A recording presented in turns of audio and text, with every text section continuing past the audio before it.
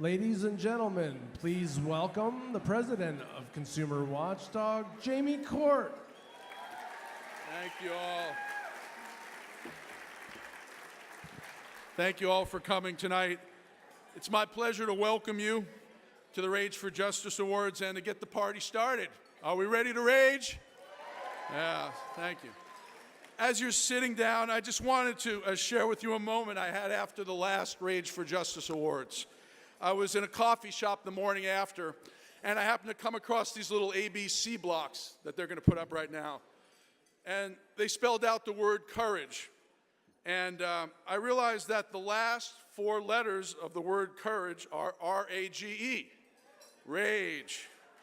And I never realized the word courage ended in the word rage. But it occurred to me, it's probably because it's often the rage we have that drives us through the fear to be brave, to have the courage to fight when we know something's wrong, and you don't see the risk when you're driven by that rage. You just see the injustice. And that's what makes tonight so special. Our honorees were born with that courageous rage for justice in them. And, it's like an artist who has it in him, that has to paint.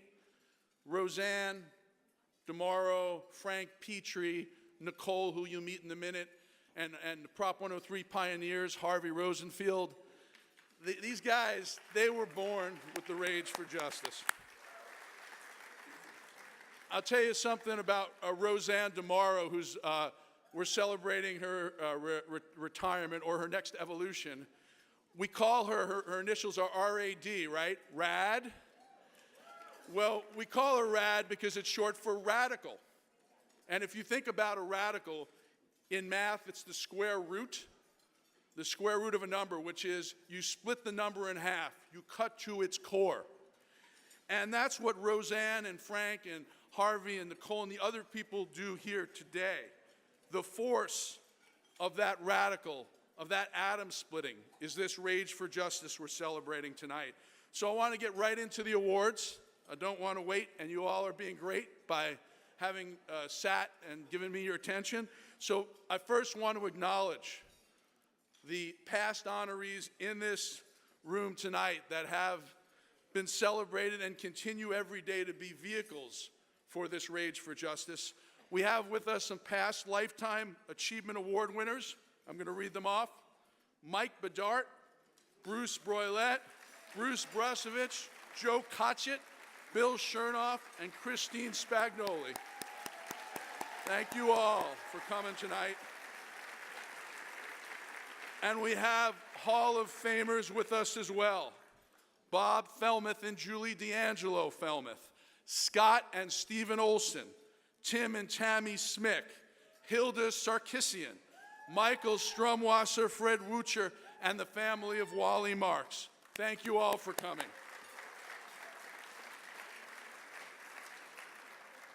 We also have with us, and you'll be hearing from them later, the Public Servants of the Year last night, Jane and Bernie Sanders. So next, on behalf of the staff and the board, I really want to thank the people who made tonight possible, which is all of you, and especially our co-chairs tonight. Our co-chairs tonight who helped us reach our fundraising goal. Tonight we've raised $750,000 for Consumer Watchdog's work, so thank you all. Our co-chairs tonight who were the first in, who made this happen, please take a moment to salute them. Aiken, and Cohen. Kachette, Pitre, and McCarthy. The California Nurses Association, National Nurses United, their new executive director, Bonnie Castillo, and Green, Broylette, and Wheeler. Thank you guys so much. We also want to thank our sponsors, Chernoff, Bedart, Darris, and the Price Philanthropies. And Saul Price is not with us. He's a Better Business Award winner in the past. But the Price Fellows are here tonight, I believe. And we salute them for coming. Thank you. So we take the name of the awards, Rage for Justice, from the biography of one of the more progressive politicians in history, Phil Burton. And he's a very amazing man, and this Rage for Justice is, something that we take very seriously at Consumer Watchdog. Our motto is expose, confront, change. You'll be hearing about our work throughout the night. But what I want you to know is that we were founded in 1985, for those of you who haven't been to these awards before. We've been fighting corrupt corporations and crooked politicians ever since. And we really don't pull punches like most of our friends in the room tonight. We consider this our community, so if this is your first time here, welcome, and please keep coming back. I'm going to just do a little housekeeping, and we're going to jump into the first awards. We're going to have 2 awards before dinner, 2 awards after dinner, and then we're going to have an after party in the Winter Garden with cappuccinos and snacks and drinks until midnight, and music. So please stay with us. Please stay. And we're going to end the night. We're going to end the night with a speech by Bernie Sanders. We're going to start the night with a mom who felt the rage and changed the world. And I'd like to bring that award forward right now, if we could just settle down just a little so we can show the presenter and the honoree our respect. This is the Citizen Activist of the Year Award. And to present it is one of my favorite younger sisters in the fight for justice. She is really the future of our movement. She is.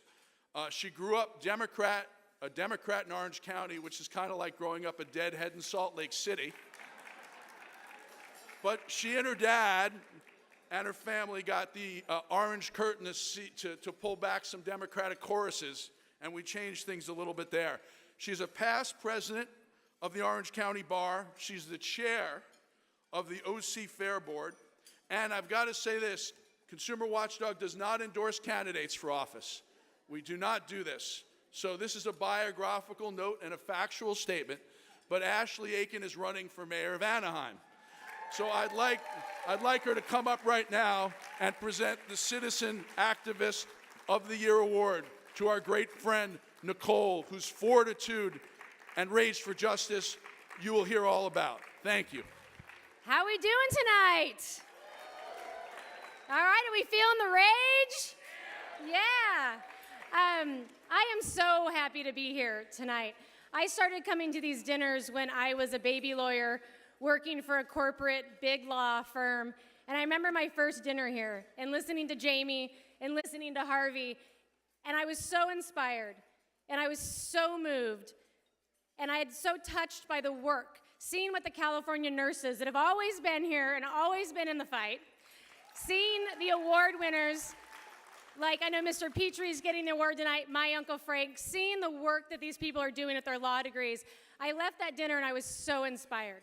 And I remember going to Jamie and I said, I don't know how to be a part of this, but I want to be a part of it. And he said, well, it's a little bit busy. I'm in the middle of a dinner, but can you call me on Monday? You can come to LA, and we can talk about, you coming to LA and joining us. And I said, oh, I'm inspired. I'm not Leave Orange County inspired. You're not getting me out of Anaheim, but it was one of these things that this dinner really, the first time I went, changed my life. And I am so proud to give the Citizen Activist Award to Nacole. Because she didn't, when she started her fight, and I don't want to spoil the video, but when she started her fight, she did not have a corporate big law firm behind her when she took on Silicon Valley. And she did not have her own pocketbook behind her to take on Silicon Valley. She had the most powerful arsenal that anyone can have. She had a mother's love, and a love for that daughter, and a love for justice. So it is my extreme pleasure to direct your attention to the video about Nacole. It took me a long time to realize that I wasn't at fault for what happened to me. I don't think everybody goes through life thinking about child sex trafficking in the United States. I know for me, I didn't. Not until it happened to my family. I always believed it was something that happened in foreign countries. You hear about it on the news, but to find out that it happened in my own backyard and that it can happen to the most normal of families and the most normal of children and how quickly it could happen, that's when I decided to take up the fight. Nacole, you, one after the other, went after everyone. Right. So we started with the sex trafficker. He was sentenced to 26 and a half years. Okay, that's number one. Then you decided to go after one of the Johns. He got 14 years. He got 14. So she wasn't done yet. So now she decides she's going to go after Backpage.com, which no one has been able to bring down, notwithstanding the fact that it's been out there doing this for a long time. I soon came to realize that Backpage.com was going to do everything in their power to make sure that this bill wasn't signed. Backpage argues that Senate Bill 6251 would violate Section 230 of the CDA. We spoke with that mother from Washington. She came here to Santa Monica today to join the consumer watchdog group. They're calling for tech companies to be held responsible when children are trafficked for sex online. These advocates are speaking out against current federal law, which says internet providers are not responsible for the content they host. Internet freedom, First Amendment freedom on the internet, does not include trafficking in children for sex acts.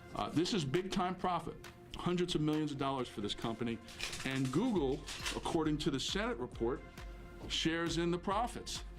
They say Google defends the online freedom of speech law because it helps bring in large revenue. The report claims that in 2001, Google earned over $1 billion from advertisers posting unlawful materials related to child trafficking. Federal judges all across this country have found in favor of Backpage, stating that they are protected under Section 230 of the Communications Decency Act. And like Jamie said, this law was passed when the internet was fledgling. I'm asking this question on behalf of Nacole S., whose story was featured in the film I Am Jane Doe. Will you support a narrow amendment to Section 230 of the Communications Decency Act? We think that the Section 230, as it stands, has actually been a great thing for both the ability of companies to be able to review their platforms and to preserve the right for free expression and free speech. We need to work together to change the law that protects this website. It's Section 230 of the Communication Decency Act. Nacole winds up not only suing Backpage in a civil action, but pushing to get the law changed in several states and pushing for national legislation that would shut down Backpage and protect women everywhere. Hiding behind old laws and the mantra that somehow any action on the internet is free speech. That claim to be protecting First Amendment rights while at the same time allowing my little girl to be sold on a website as a weekend special is wrong. And she won that fight too. My daughter was trafficked at the age of 15, and by signing this, hopefully there won't be too many more. And I would like to thank all the representatives and the bipartisan leadership that it took to get this across the finish line and onto your desk.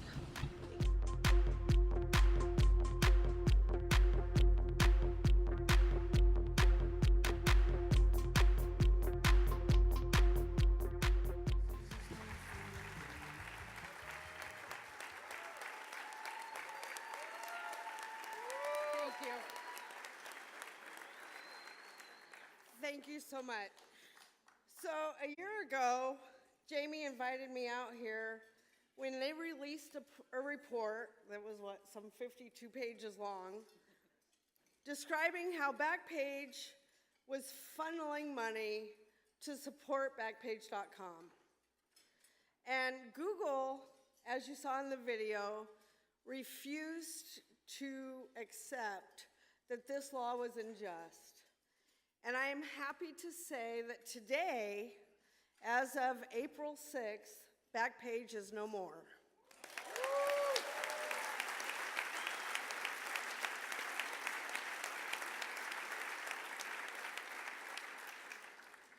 But it wasn't just my voice, it was the voice of many people all across this country, people like you here in this room, that saw an injustice and had to fight back. I went all across this country and I followed the movie I Am Jane Doe, which you can watch on Netflix. And I spoke to people just like you, and I told them that you didn't have to be a victim of this crime. Your child did not have to be sold into child sex trafficking to have a voice. Representatives of our states and of our country work off votes. And I asked people just like you to vote with your voice, and they did. And in April of this year, President Trump signed into legislation an amendment to Section 230. And it was with people like you and the help of Consumer Watchdog and all the people that followed this story that we were able to pass legislation that will make our children safer today. And I am so grateful and so thankful for this award. When I emailed Jamie to thank him for his part in what has happened, and he's like, well, come out, you know, be our guest at this. He didn't tell me I was getting an award. Thanks, Jamie.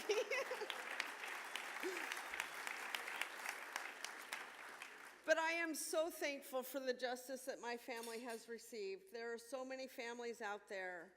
I know people that their daughters aren't coming home. And this isn't the end of child sex trafficking in the United States. There is so much more that needs to be done. And I have told people all across this country, it does not matter what socioeconomic background you come from. This can happen to you. My daughter was sold at the age of 15. And these predators are relentless, and they know how to recruit. My husband and I are not a broken family. We've been married for 25 years. My son went to RPI, Rensselaer Polytechnical Institute in New York. I have a daughter that's got a nursing degree. This is not something that happens to just broken families. This can happen to anybody.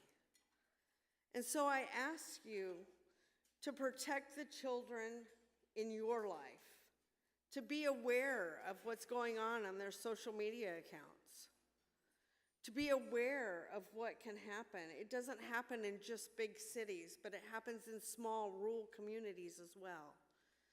And so I just thank you for coming out and supporting this issue, supporting Consumer Watchdog and what they do every day, bringing light to injustice. Thank you so much.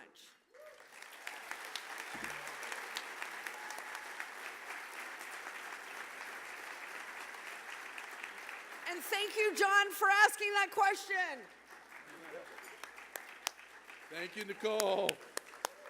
Woo! I just want you to understand that one person with a story, in fact, maybe a dozen families, I think in I Am Jane Doe, got this President of the United States to expand civil liability, tort liability for online companies, and for the first time, say that companies are responsible for third-party content on their websites, and that's not going to stop. It shows the power of a human truth over the biggest special interest in America, and we're so happy. I next want to bring up, right before we go to our Prop 103 30th anniversary celebration, the executive director of Consumer Watchdog, who was there issuing that report and has been there on this whole fight to reform the CDA and every other fight we have. She had a much harder year than anyone else in this room, and she's here tonight to stand up and talk a lot about what we do at Consumer Watchdog. So please welcome Carmen Balber, the executive director of Consumer Watchdog, to the stage. Thanks, Jamie, and thank you, Nacole. You achieved a remarkable feat, and not only because you got this president to sign into law a new tort liability, because you got this president to sign into law something that helps protect women, and that is remarkable. So I want to let you all know, in case you need something to soak up those Mai Tais, that dinner will be served right after we celebrate this next presentation. It's another win against impossible odds. We're celebrating the 30th anniversary of the voter revolt that enacted the strongest insurance reform law in the nation, Proposition 103. But first, I want to tell you a little bit about what fuels Consumer Watchdog. If you've never been here before, Proposition 103 was written by Consumer Watchdog's founder, Harvey Rosenfield, and it ended, congratulations, Harvey, it ended insurance abuses in California. You'll hear more in a minute about exactly what that fight was about and about how Harvey was up against impossible odds, just like Nacole was. But he knew then, because he had the rage for justice, that he had to fight. And he knew what we have learned so many times since then, that people who fight for what's right can win, even against the toughest industries in the country, the deepest pockets, we can win.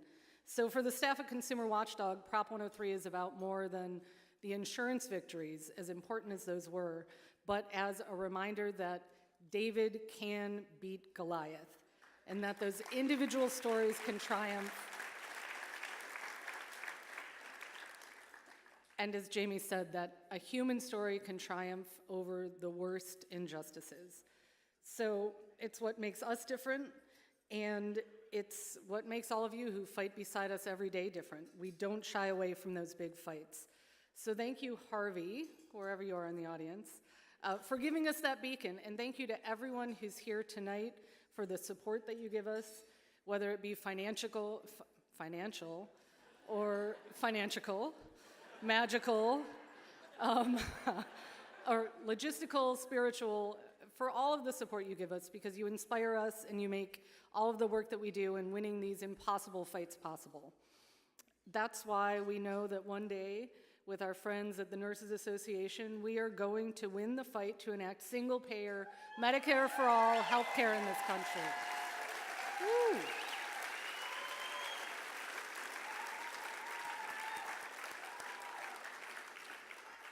And that's how we won a battle just a few days ago with our friends at the Consumer Attorneys Association of California and the patient advocates who are here celebrating with us tonight, when we got legislation through the state Senate that would require doctors to disclose if they're on probation for sexual assault and harming patients.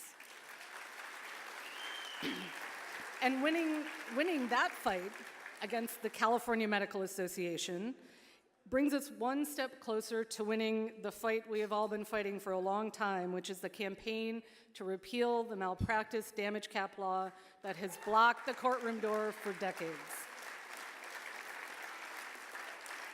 And you've all seen that it was the revelations of the Me Too movement, the atrocities of the Olympic team doctor, the cover-up that we're seeing going on at USC, that brought us to the moment that we can end this secrecy that protects dangerous doctors.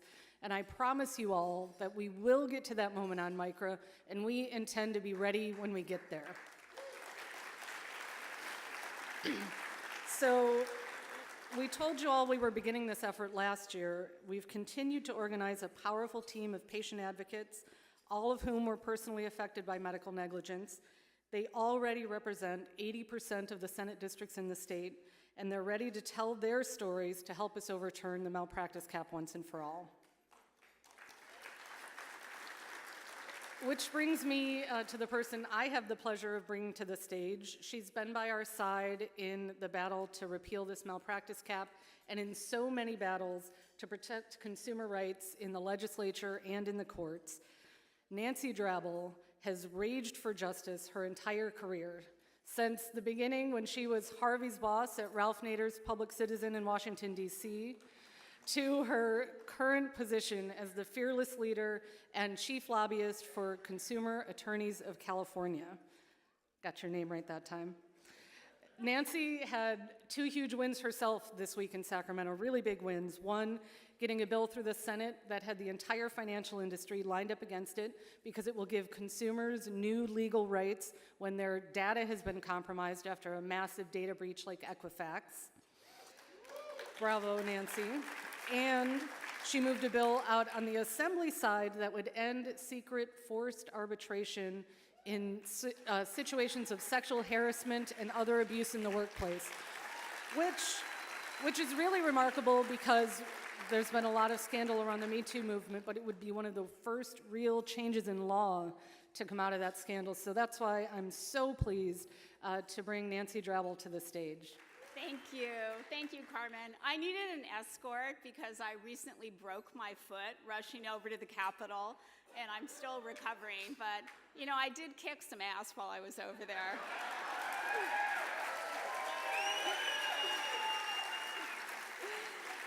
Anyway, Carmen did mention that I was once Harvey Rosenfield's boss. It's really hard to believe that I was his boss. In fact, I find it hard to believe that anyone was ever Harvey's boss. In fact, I've noticed that he's never had another boss in the intervening 30 years. So clearly he didn't like that. After Harvey and I had both worked for Ralph Nader and moved to California, it was a very perilous time.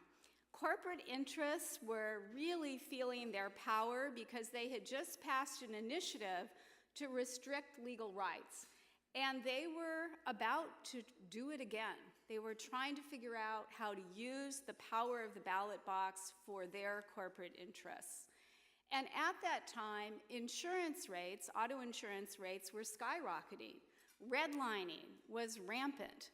And the insurance industry was scapegoating the legal system. Now, the real reason insurance rates were so high at that time was because they had lost a lot of money in the stock market, but they were trying to make it up on the backs of consumers. And they were succeeding in that argument. But then, in the midst of this chaos and in the midst of this dangerous time, in steps Harvey Rosenfield and his band of renegades at Voter Revolt. And they file Prop 103. And they start barnstorming the state, calling out the discriminatory redlining, and putting the spotlight where it really belonged, which was on the outrageous practices of the insurance industry. So then, after a brutal campaign with 5 competing initiatives, when the dust had settled on election night, there was only one initiative that had won, and that was Prop 103.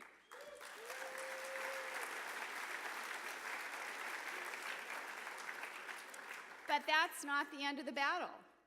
In the intervening 30 years, the insurance industry has not given up.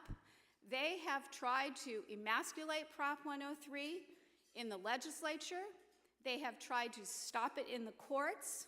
They have even filed additional initiatives. But standing together with the consumer groups, with consumer attorneys, with all the allies that are here in this room, they have never won in those 30 years.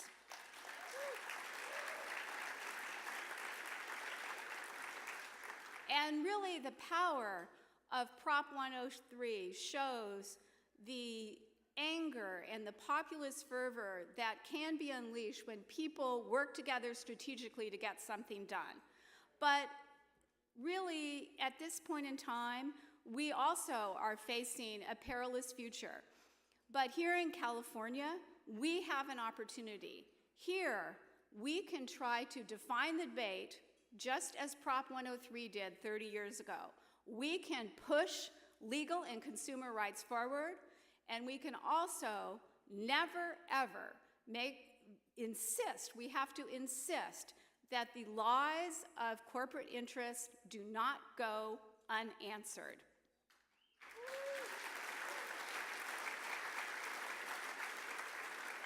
So please join me in celebrating the 30th anniversary of Prop 103.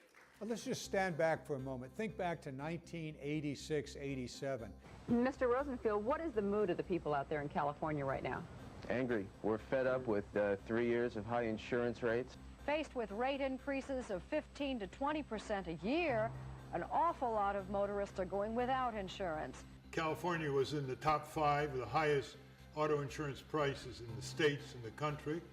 Because there was no regulatory control at all. In California, the insurance companies were allowed to do whatever they wanted with prices. We're fed up with moving from one neighborhood to the next and having our insurance rates go up 50%. The insurance companies, they weren't just buying state lawmakers, they wanted to block the courtroom door so people who were wrongfully injured couldn't have their day in court under the law of torts. People are angry, and that's why we put Proposition 103 on the ballot. Harvey Rosenfield, David to the insurance industry's Goliath. Auto insurance is too high. Goliath fought back on the airwaves, making this the most expensive campaign in California history. And the insurance companies were throwing anywhere from $60 to $80 million for TV ads and other propaganda to defeat us. And there was Harvey and me going up and down the state.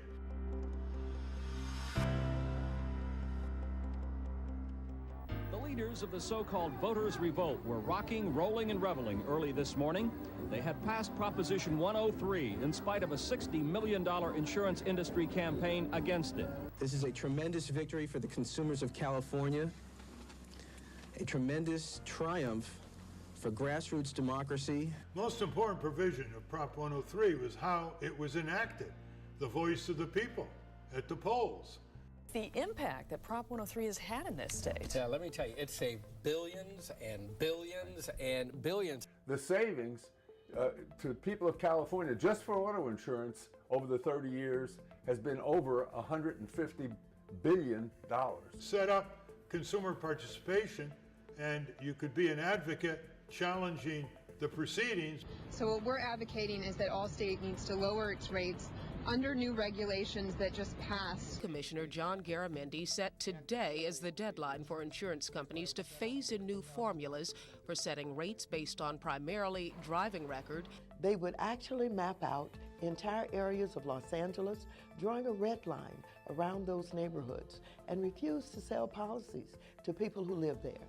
Or they'd charge so much that people just couldn't afford it. Proposition 103 made it illegal for insurance companies to redline communities or discriminate against people based on where they lived. So thanks to Proposition 103, people no longer need to choose between putting food on their table and paying their automobile insurance premiums. This very, very special day, congratulations to all, and particularly you, Harvey.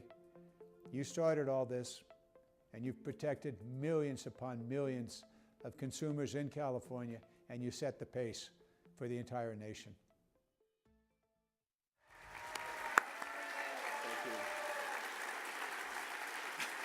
Thank you.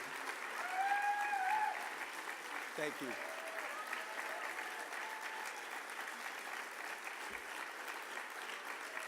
Thank you. Okay, so the first thing I want to do is set the record straight about one thing. This blue suit that I'm wearing now is not the same blue suit that I was wearing back then. However, I did bring my mustache from the 80s with me.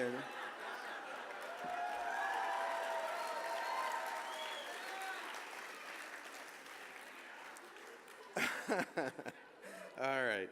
So, first of all, Carmen, it's so great to see you on the stage. Thank you so much for your remarks. Nancy, who would have ever thought back then when we were working at Congress Watch in Washington, D.C., that we'd end up here in California and making history together. You know, the passage of 103, and nobody, by the way, was more surprised than I that it passed, was obviously a pretty big turning point in my career.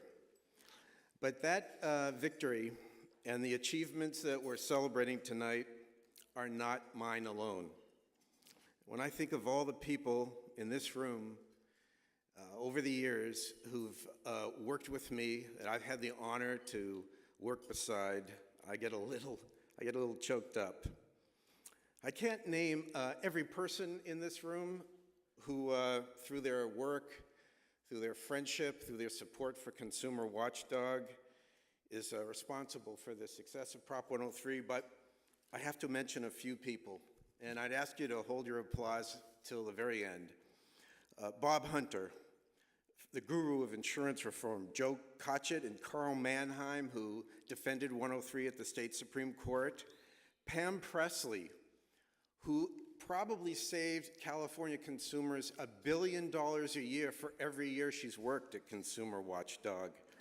Michael Strumwasser, Fred Wilshire, Bryce G., Beverly Palmer, Greg Luke, Andrew Orden, that team, Doug Heller, Bill Chernoff, and Mike Bedart, the legendary RoseAnn DeMoro, wow, Bonnie Castillo, and the constantly inspiring California Nurses Association.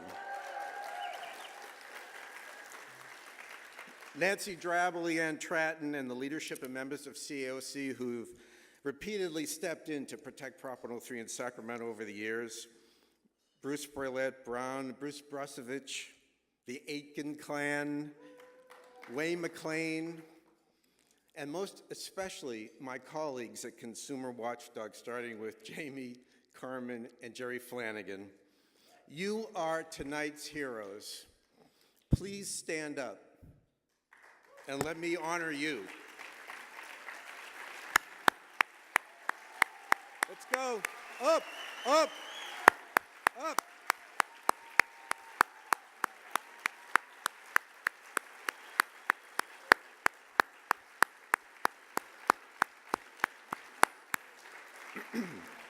And to your spouses, partners, and families, I want to thank you for sharing and supporting your loved ones in this common cause. And now I'd like to, yep, it's all about that. And now I want to talk to you a little bit about the transformative power of rage. Rage is what happens when a hospital puts profits over patients and people die. Rage is what happens when your insurance company denies your claim, when your utility company starts a fire that burns your house down and then tries to evade responsibility for that, when your 15-year-old daughter is trafficked on the internet. Rage is Wall Street speculators bringing down the financial system. Tens of millions of Americans lose their jobs and their life savings while Wall Street gets a financial bailout. Eventually, these injustices multiply upon themselves and become a cancer on our democracy.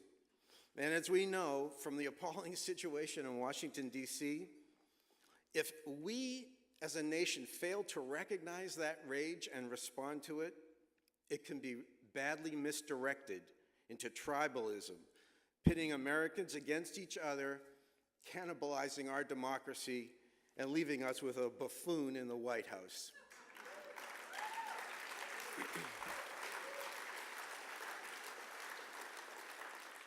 We saw how rage was deployed in the insurance battles of the 1980s. In California, the companies were raising rates, as Nancy mentioned, through the roof for consumers and small businesses. And they refused to sell insurance to people because of where they lived, the color of their skin, or how much money they made. The public became outraged. People wanted an explanation. The insurance companies had one at hand. They blamed trial lawyers, juries, and the civil justice system for higher rates. It was a lie, but in a vacuum, it worked. But then we harnessed and redirected public rage against the insurance industry by using facts and truth to tell a story of the insurance industry's greed and the need for reform. And by addressing the abuses that plague the middle class, as well as people on low incomes, Prop 103 generated a voter coalition that connected the suburbs and the inner city. That built a grassroots revolt that the insurance industry, with all its tens of millions of dollars, could not overcome. That's what I mean by the transformative power of rage. When I was writing 103, I knew that if it somehow passed, the insurance industry would never stop fighting it.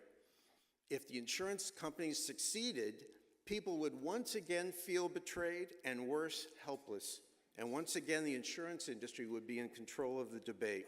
So Prop 103 institutionalized the fight by authorizing consumers to challenge insurance companies in the courts decade after decade. Every day, Consumer Watchdog brings the battle to the insurance company's front door. Every day. So it's a great testament to the power of the voters that Prop 103, 30 years later, has saved motorists $150 billion on their car insurance. But what has really motivated me, year after year, is the opportunity to prove to the voters that they can make a difference. And that when we work together, when we harness our rage for justice, we can prevail. Thank you. So, after Bernie Sanders speaks tonight, please don't rush out. Stick around. Have a nightcap or a cappuccino or both. You know, I'd also like to acknowledge a number of folks here who, without whom tonight would not have been possible. First of all, most importantly, please give a round of applause to the hotel wait staff.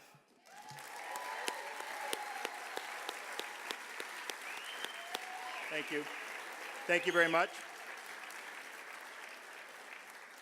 I would like to also acknowledge the folks who have been instrumental in putting together the videos that you will see and have seen tonight. Keiko Johnson of the Juris Productions, who produced the Lifetime Legal Achievement video you will see shortly. Thank you. Thank you, Keiko. Aaron Fitzgerald and the California Nurses Association. Woo! Yes. Who helped with the Hall of Fame video that is to come. And our very own John Ennis, who had his hand in all the videos tonight, worked very hard. Thank you, John. Thank you also to Judy Werner of the New Philanthropy Group, whose job was to organize tonight. God bless her. Saving the most important for last, thanks to all of you for coming tonight. It's only because you are here that we can do our work, and thank you for everything you do. In a few minutes, we're going to watch a short video. Give yourselves a round of applause. You're excited about that breakdance thing, right? Yeah, that's going to be amazing. In a few minutes, we're going to watch a video with some of the great work of Consumer Watchdog. But before you do, I'd like to tell you a little bit more about Consumer Watchdog. We are small but mighty. 15 staff, 5 attorneys. We've been doing it since 1985, and with your generous support, we'll be doing it for 30 more, and plus. And most importantly, we have a very diverse tool chest. We work both in the courtroom, the court of public opinion, the State House, and the Capitol in Washington, D.C., where we also have an office. And before dinner tonight, you heard a little bit about our work with Nacole to hold online companies accountable for violations of the Communications Decency Act. And that's something we'll see more of over the years as we bring more legal accountability to Silicon Valley. You also heard about our work to enforce Prop 103 with $150 billion in savings. That's a B. Billion with a B. That's like 9 zeros. That's a lot of money. And you know, there's more here because in 2013, that number was at $100 billion saved. Bob Hunter, you saw in some of these videos, a longtime friend, updated those numbers for this dinner for an upcoming report with an additional $15 billion in savings. Quite amazing. You know, but that's not all we do, believe it or not, with 15 staff and 5 attorneys. Consumer Watchdog's legal team is involved in litigation across the country, and we have a lot of partners here tonight that I want to briefly acknowledge. For example, I was in court just this week with my friends at Gianelli and Morris to get 4 of the state's largest health insurance companies to pay $8 billion in back taxes. So hi to Tim Morris. Rob Gianelli is here tonight with his wife and kids, and he's sitting with our really good friend and personal pilot of mine. It's not true, but he's the pilot, Don Ernst, who's going to give free airplane rides later tonight. Thank you, Don. It's amazing. And I know what you're thinking, Harvey. $8 billion, that's not quite $150 billion. You know, here at Consumer Watchdog, we like to compare the size of our savings. We also like to compare the length of our to-do list.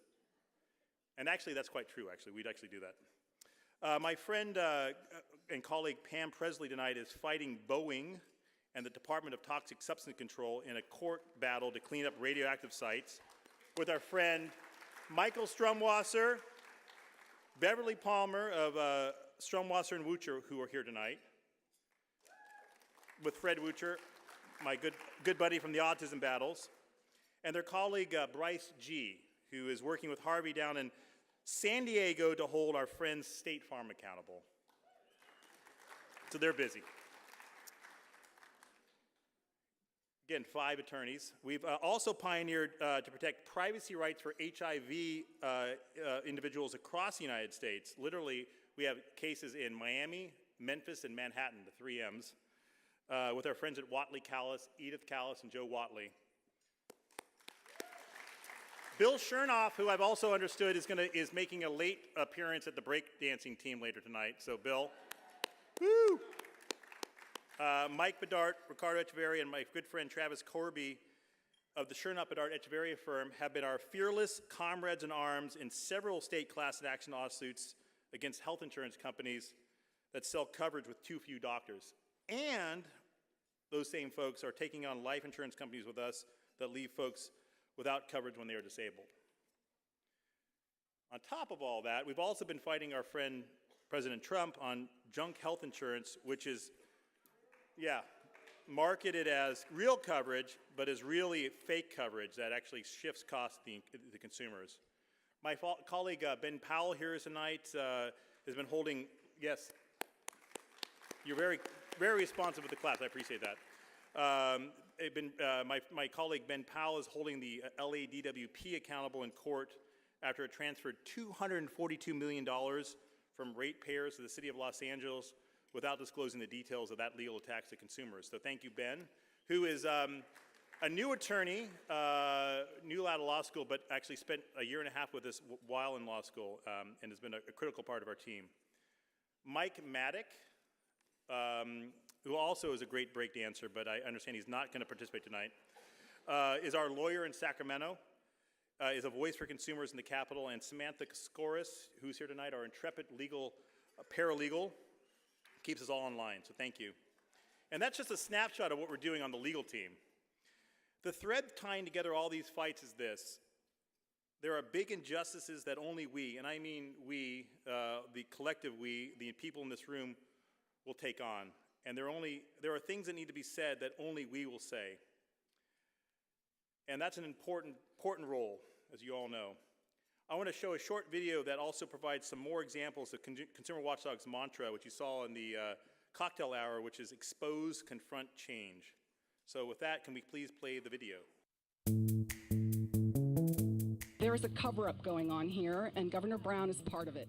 A new report by Consumer Watchdog suggests Governor Jerry Brown has shown favoritism for Sempra Energy, the parent company of SoCal Gas. Kathleen Brown, the governor's sister, sits on the board of directors. Consumer advocates say she and Sempra have benefited financially from decisions made by state regulators appointed by the governor.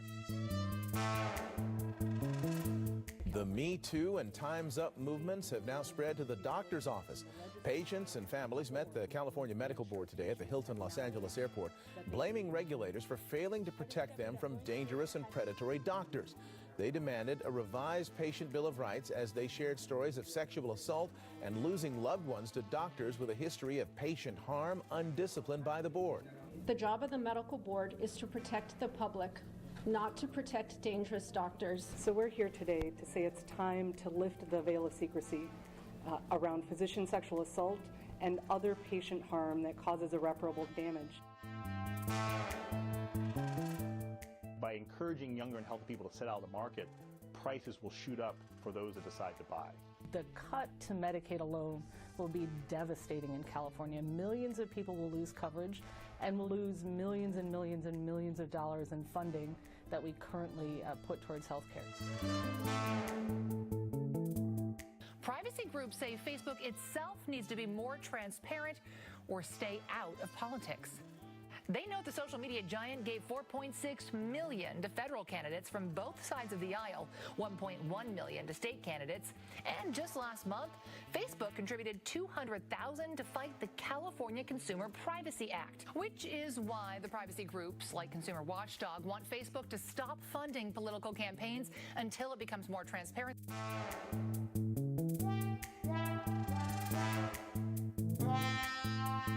A self-driving Uber car hit and killed a woman crossing the street with her bike on Sunday in Arizona. Consumer Watchdog President Jamie Court. It shows the limitations of these robot cars that don't have the intuition of humans. But what it shows is that the auto developers, manufacturers are rushing these things onto the road too fast.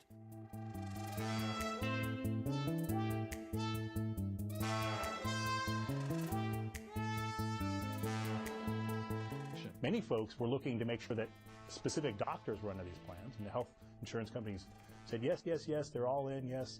And then only after folks have enrolled and they seek treatment do they find that the network's too small or that the specific doctor they thought was in is not in. The moral of this study that we found is really buyer beware. So we found 4 out of 10 times that sale price was completely fictional. It had never been charged before. A consumer watchdog organization studied patent filings for both companies. It says that Alexa and rival Google Home could start recording more information than you realize. They're there to track you, to surveil you, and to sell you. The advocacy group Consumer Watchdog studied dozens of patent applications for possible future advances in smart home technology. What these patents describe is that they're always watching, they're always listening. Consumer watchdog groups. Consumer watchdog groups are warning that devices like Amazon's Echo and Google Home may be recording people all the time, which explains why all of the ads that pop up on my computer are for Gas X.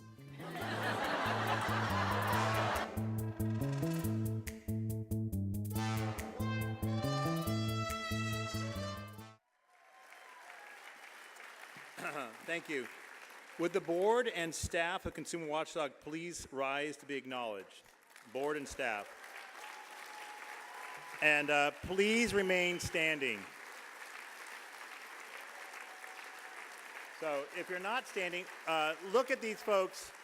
My colleagues and I would like to work with all of you on new projects. So let's make tonight the first day of a new year working together to protect and expand the rights we all cherish. So please stay in contact. The best way to do that is go to our website. It's an easy one, consumerwatchdog.org. And you can sign up for the weekly podcast, follow us on Twitter, friend us on Facebook, and download the Apple TV app. So thank you again for coming. We couldn't do it without you all, and we really appreciate it. And we'd like to see you more than just once a year, so please stay in contact. Thank you so much. We're going to get on to the Lifetime Legal Achievement Award. And before I do that, I want just a couple of acknowledgments. One is you saw a ballot measure referenced in that video, which is really an exciting ballot measure. It says that consumers will have a right to privacy. They will have the right not to have their information sold without their permission. They'll have a right to know what information is collected on them. And they'll have a right, if there is a data breach, to sue the companies that breach their data, even if they didn't lose money or property, just because their privacy was violated. It changes the law. And 650,000 signatures were submitted very recently for that initiative. It should be on the November ballot. The author of the initiative who paid for the signatures is here tonight, Alistair McTaggart, and I encourage you to give him a round of applause and get to know him. A very good, very important change. And it's something that we're looking forward to fighting for in November together. There's also another initiative I want to tell you about that a friend of ours who's here tonight sponsored that creates rent control again in California. It repeals a statewide ban on rent control put in by the legislature to stop localities from enacting rent control laws. So it gives local municipalities the right to control whether they have rent control. So Michael Weinstein, thanks for that, and let's all lend him our support. And the last acknowledgement I want to share is someone in this room who you probably all know pretty well. In 1998, we rolled out a project on the civil justice system to protect tort law, and this wonderful person came to work with us and then took the project out on her own after working with us for a few years in California and brought it to New York as a separate entity. Joanne Doroshow from the Center for Justice and Democracy celebrates her 20th anniversary of that project, and she keeps fighting for all of us. So Joanne, thank you for being here, and thank you for everything. So next, to present our Lifetime Legal Achievement Award for 2018, I want to bring up a gentleman who needs no introduction. He's tried more than 100 cases.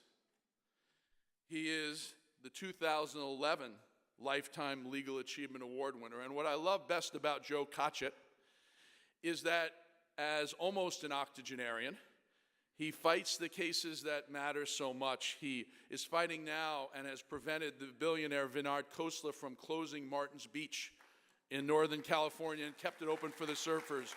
He's fought to keep Lefty O'Doul's from closing in Union Square because of the hotel moguls that want to close it. He isn't in this for the money, he's in this for the fight. So Joe, please come up to present this award. He is walking relatively slowly because he hurt his knee. He was in Special Forces. So I want to salute Joe for all he's done for America and for our legal system. So thank you, Joe. Thank you very much. I'm going to be very brief because we want to move on here. We have Bernie Sanders, who we all want to hear. I want to hear from RoseAnn and others. But there's something I do want to say very quickly. You had someone standing up here before that talked about Prop 103. And the individual was giving credits to everybody around the state about what they did for 103. The fact of the matter is, without Harvey, there would be no 103. I don't know how to tell you this. I don't know how to tell you this. There were many of us that worked, if you will, to get 103 going. But it was one individual who was out there day and night, and that was Harvey, and I want to give you one quick example. John Vandekamp was the Attorney General at the time. John was ambivalent about 103 because it was a political issue. And that's what some politicians are, not the senator sitting here tonight. And John was very equivocal because I remember we drafted the briefs for the Supreme Court in our conference room in our office. Had it not been for Harvey, John would have sent a young lawyer out of the Attorney General's office who really didn't have his or her heart in it. I can't remember who it was, Harvey. But it was Harvey who pushed us, and I remember going to the Supreme Court that day in Sacramento. It was John Vandekamp, myself, and Harvey. And I wasn't sure, Harvey, that John really wanted to argue before the Supreme Court. And it was you who said, John, get your ass up there and stand up for justice.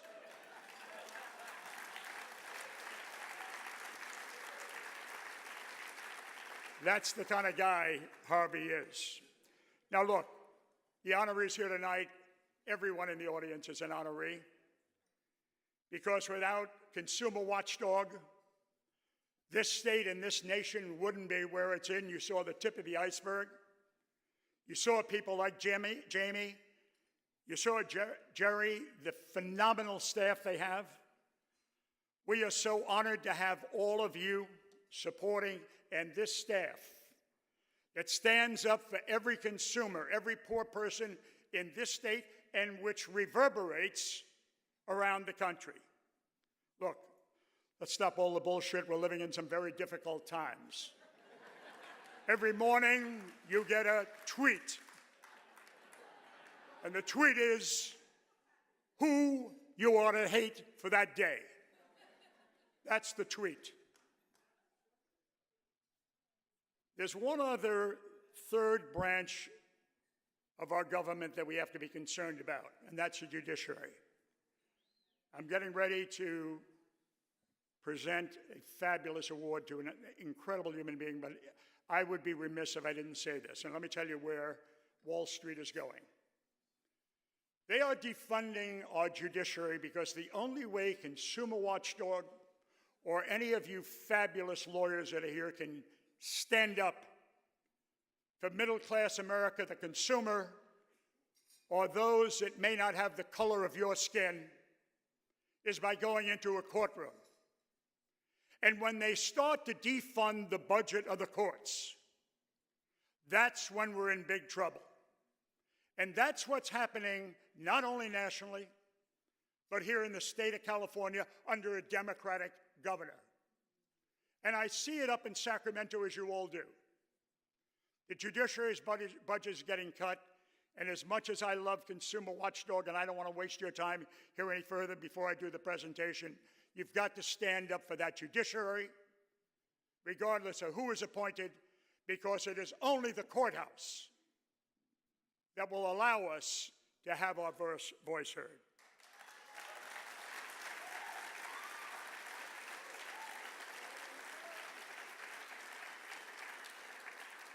In 1981, I was a young, mean son of a bitch lawyer. And I had, I know I don't look that old. Yes, I am. That was 37 years ago, if my math is correct. I had a young lawyer come in, say to me, Mr. Carchet, I want to be a trial lawyer. And I said, really? I said, what's your background? He said, I'm Sicilian. I said, no. Hey, kid, where'd you go to school? You know, the routine. I have it in front of me. He wanted to talk about Sicily. I wanted to talk about USF and Jesuit training. I was so honored on that day when a young man by the name of Frank Pitre walked into our office. And you see, it was just not Frank that walked in. And you have to understand all the good lawyers in this courtroom, whoever you may be, he or she or whoever you may be. You don't stand alone. You stand with your family, your friends, and what you stand for. And the beauty of a Frank Pitre, I guess it's all Sicilians, they love that shit, is that it is his entire family that came in on that day in 1981 and said, Mr. Carchet. I said, call me Jose. It is the whole family that was standing before me, and I would like to take 30 seconds to just ask that family to stand up.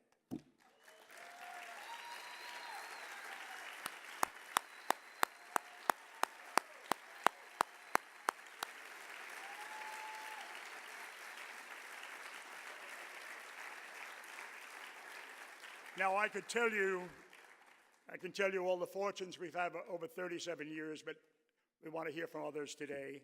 We're so honored to honor these fabulous people. If you want to find out about Frank's background, yes, he does speak Italian. Go to the fabulous book, and you will read about all the cases where he takes on Wall Street, PG&E. I could go down the list, boom, boom, boom, boom, boom. And he takes them on with passion and integrity. And that's what he's all about. And that's the family that he comes from. I guess we could do more, but we have, a film that's going to talk more eloquently than I could describe Frank Pitre is a fabulous video. You get involved because you know you can make a difference. And you have the confidence, because you've done it before, that you can help people. Our accelerator's stuck. People who've had their homes destroyed, their family members killed, everything gone in an instant. Because individuals chose to make sure that the bottom line for shareholders was preserved at the expense of safety. I'm tired of that story. And it hurts. And that's what drives me. It drives me and those that I work with, and I'm proud to stand up for those victims, and I'm proud to stand up for ratepayers to make sure that utilities are honest in the way that they do business.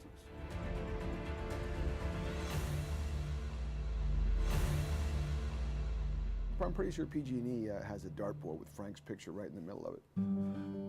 Well, he's your typical Sicilian. He's got a heart as big as his body.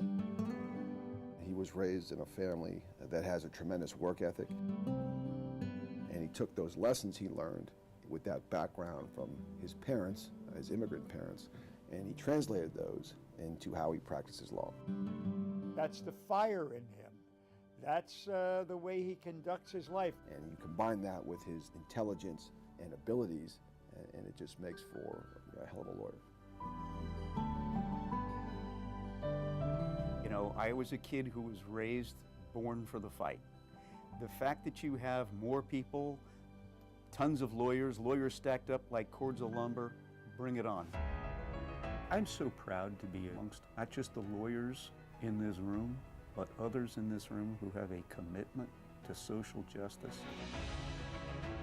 The insults to the civil justice system, the insults to humanity, the mistreatment of women and immigrants who come to this country, if we don't stand up for the principles on which this country was based today, then we are not doing what God put us on this planet to do. And that's why I think I'm so proud to be amongst all of you tonight. Frank, with all of your accomplishments, one truly and importantly stands out. My mentor, Herb Half, told me as a very young lawyer that we could not just win our cases in the courtroom, but we had to win them in the State House as well as the courthouse. You have been a champion well beyond the courtroom, and you have made a difference. It has been an honor and a privilege working with you for the last 26 years. You are a hell of a lawyer, and you've been a great role model for me. God bless you, Frank, for all the work you do on behalf of a lot of people.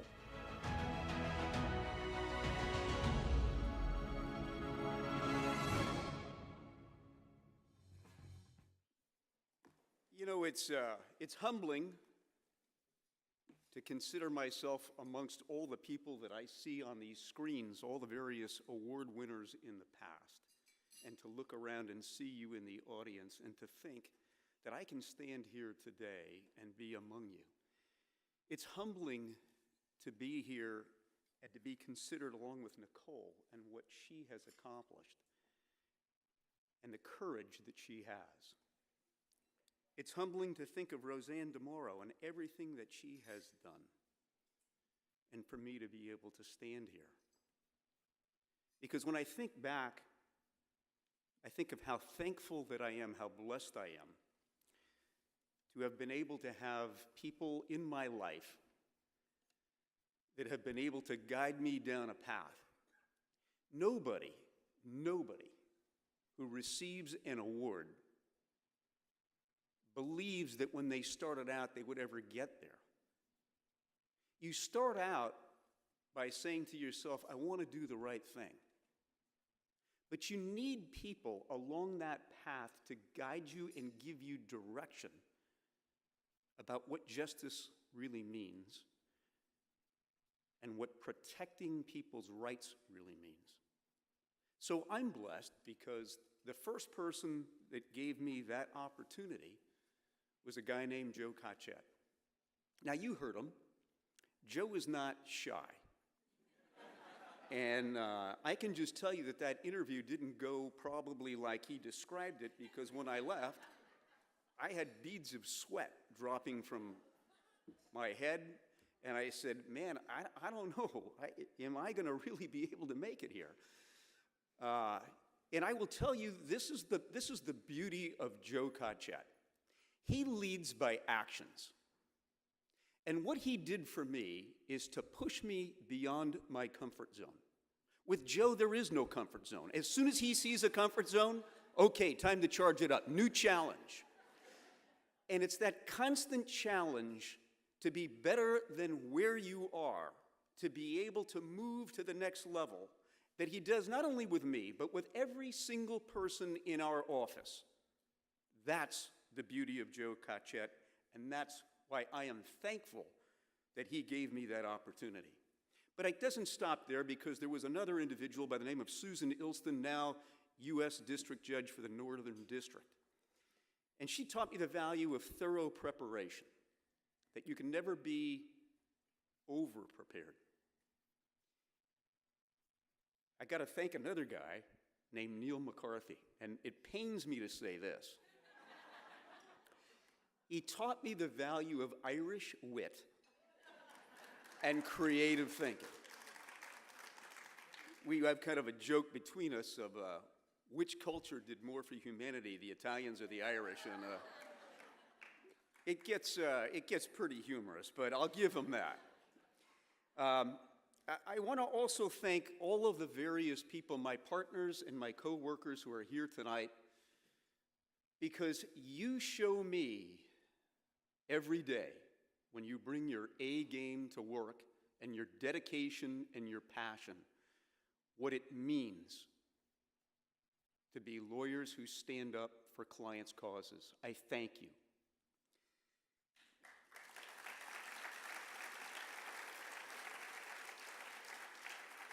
I want to thank some of the great lawyers, many of you are here in this room, who always shared with me their strategies, their thoughts, their ideas on how to pursue justice on behalf of those whose voices were silenced and on behalf of those who were powerless. All of your work, all of your guidance helped to shape my ability to be able to do the work that we all do every day of the week on our clients' behalves, and I want to thank you. I want to thank my CAOC family. I mean, I got to tell you, the last few months I've had to deal with Sacramento and the legislators up there in dealing with a bill that should be a no-brainer in terms of holding utilities accountable, and I must tell you that the wisdom that I get from Leanne Tratton, Nancy Drabble, Nancy Peverini, in trying to navigate the chaos that exists up in Sacramento and the dysfunction, to be able to get a clear path to getting legislators to understand the true facts and not fake news.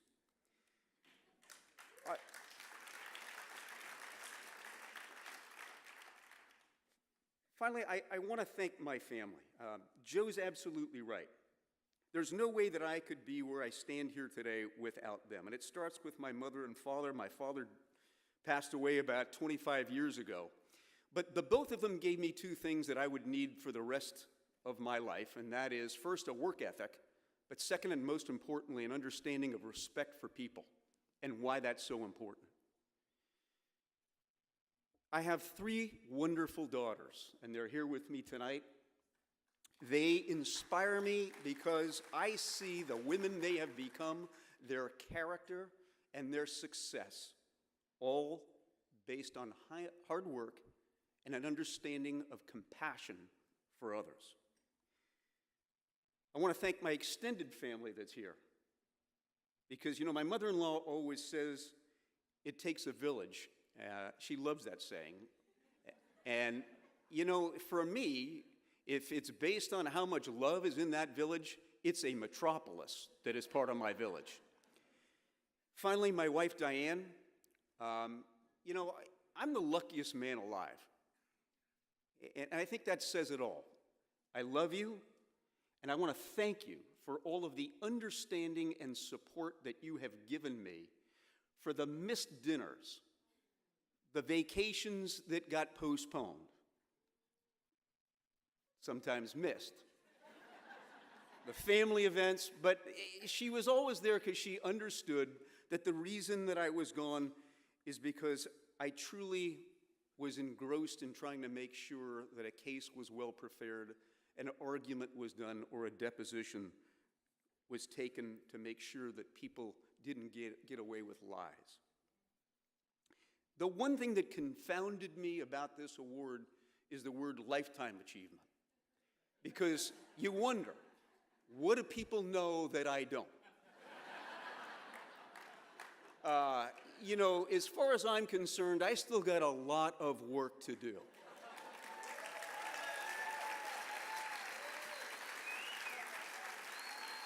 And the reason that I have a lot of work to do is because for the past 7 years, I've had to meet people over and over that have been the victims of tragedy. And I always ask myself why. I met a woman named Sue Bullis. Her life was turned upside down when an explosion occurred September 9th of 2010, when a gas transmission line exploded and a towering inferno surrounded the community of Crestmore in San Bruno. She lost her husband, her son, and her mother-in-law. They burned to death trying to escape, and all that was found were fragments of bone among the rubble of a destroyed home. How do you console people like that? I next met 5 years later to the day, September 9, 2015, a man by the name of Brian Wycombe, 75 years old, whose house was destroyed by fire in Calaveras County as a result of the Butte Fire. Brian's home had been part of 3 generations. He explained to me that in those 3 generations, the way the house was built is that stones from a river on the property were used to build a fireplace. The wood on the floors came from trees on his land that had been cut and placed and built by his father and grandmother. He describes it as the home where he learned to be a man because his grandfather taught him how to work with his hands in the shed that was now destroyed. 2 years later, October 8th, 2017, I met Greg and Christina Wilson. Greg and Christina woke up surrounded by flames, ran to try to protect themselves, found fire all around them, and the only thing they could do was jump in a swimming pool and hide there, remaining underwater for hours until help had arrived. They were badly burned, their lungs were scarred, they could not speak. What's the common thread? The common thread was a company by the name of PG&E. I spent the better part of 7 years, along with many of the lawyers that are in this room, digging into the tragedy called PG&E. The CPUC didn't get it all. The NTSB didn't get it all. But after 60 depositions, you start to find out what really happened there. You got to something called the root cause. PG&E likes to say that the only reason for the San Bruno explosion was that there was a missing weld in a pipeline when they laid it in the ground some 56 years earlier. The truth was that that pipe had never been tested the way that it was supposed to be tested, which would have revealed the missing weld. The truth was that PG&E never had any adequate records about what they ever placed underground, and they didn't know that really what they had underground were 6 small pieces of pipe that had been cobbled together, a violation. What they didn't know is that PG&E, instead of adhering to pipeline safety standards, found every way they can to game the system and circumvent those standards. What we found is that PG&E lied to the NTSB. They were convicted of 6 felonies, including lying to the NTSB. That's PG&E.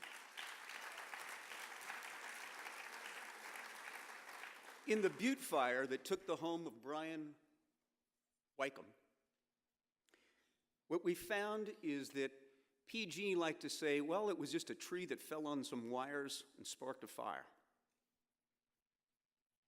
Again, working with many lawyers who are in this room, and after taking about 40 depositions, what we found out was is that PG&E, in order to maintain their bottom line on profits, started to cut their budgets for vegetation management.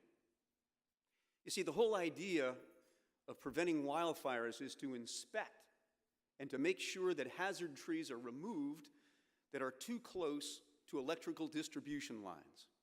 And that takes trained and qualified people to go out and find those trees. Well, what we found out is that PG&E, to cut corners, started circumventing people's qualifications and didn't care about whether or not training was actually done. They hired dog groomers to go out and inspect trees for hazards. They incentivized, by virtue of their bonus program, cutting down less trees as opposed to the trees that were required. They abdicated their responsibilities to the public in ensuring the safe delivery of electricity. So, in October of 2017, when the North Bay fires happened, and subsequent to that, as we know here in Southern California, the Thomas Fire that ravaged both Ventura and Santa Barbara counties, the utilities, unbeknownst to many of us, went out and started secretly lobbying Sacramento. And they met with legislators in January before any reports had ever been issued as to what went wrong and why. And what they sought was to shield themselves from liability. What they sought is to protect shareholder profits and to shift responsibility for their mismanagement onto the shoulders of taxpayers, ratepayers, and those who have to climb out of the rubble. When we found out, we gathered together, and as Joe mentioned, the battles shifted from the courtroom into Sacramento. And they shifted in a way that, to me, was appalling.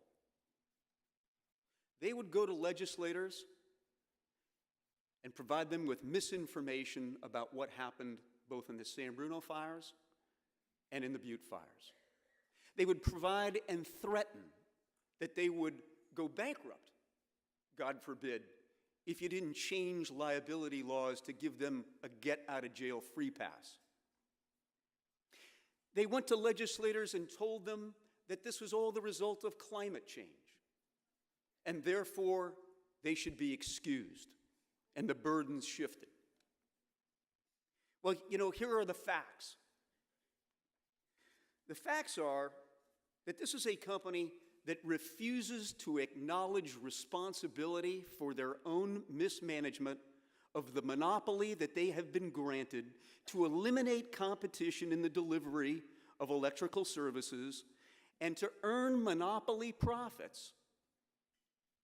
They want that, but they don't want to accept the liability when their mismanagement creates a catastrophic event, and people have to be educated. And you have to educate them over and over. What I can tell you is this: we cannot allow a morally corrupt corporation and utilities to continue to dodge responsibility for their mismanagement, their abdication of responsibility for the safe delivery of energy into California, and to blame laws that are too harsh, as opposed to looking within themselves, clawing back the executive bonuses that have been paid, and rectifying their own mismanagement and decisions that are made by executives who care more about profits than safety.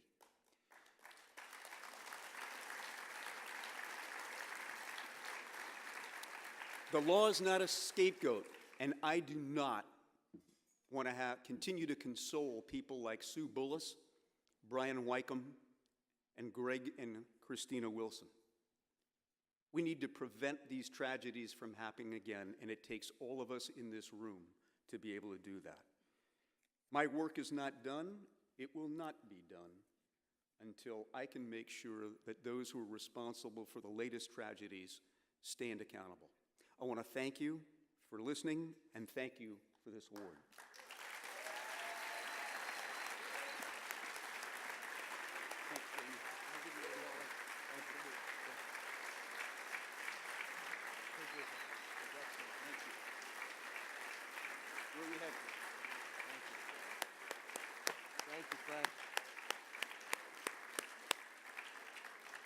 Thank you, Frank.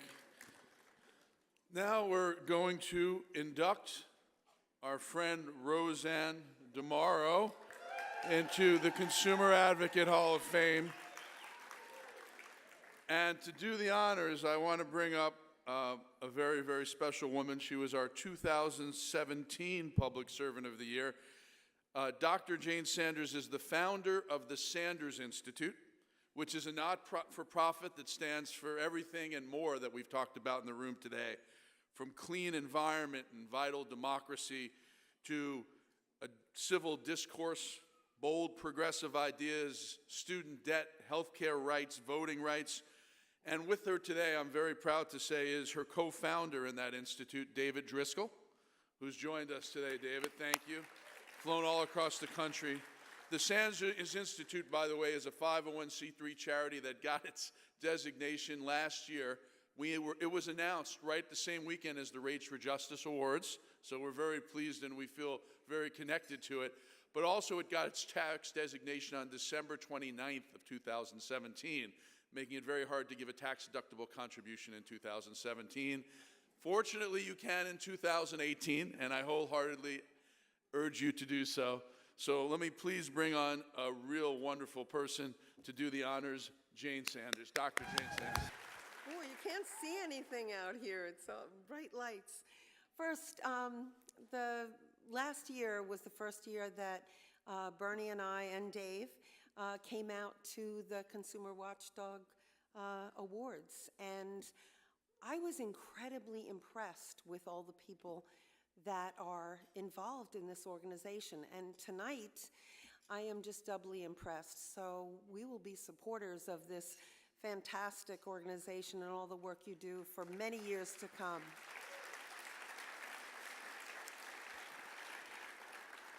I'm honored to be here tonight to induct RoseAnn DeMoro into the Consumer Advocate Hall of Fame. RoseAnn embodies the mission of the Sanders Institute that Jamie just spoke about. We believe a vital democracy requires civil discourse and bold progressive ideas.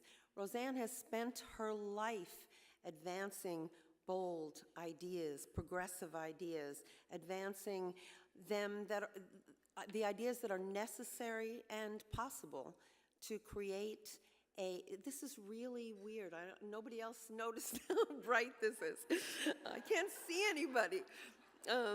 Advancing ideas that are necessary to create a better future for everyone, not just the few. Knowing RoseAnn, she's not much interested in personal accolades.